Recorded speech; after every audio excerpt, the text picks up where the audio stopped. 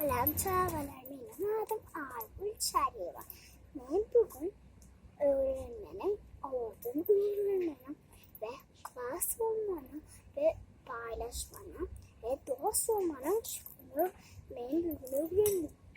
Sonra çağalar benim ovadan saat öğrendim.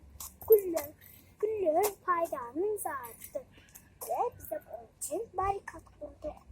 Çıkın gülleri olmasın. Çıkın olmasın.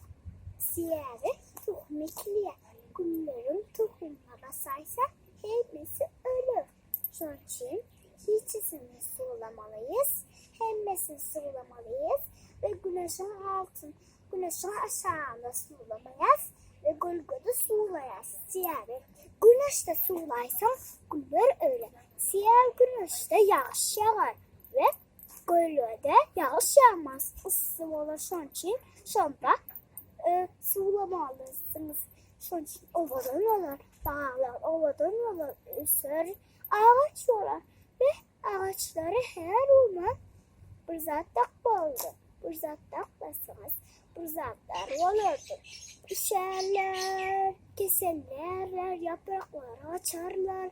Son için her zaman onu bir zat şarf takındır. Kışlarında şarf takmanı yadına çıkarmandır. Şarf takmasanız onları üşer, keserler.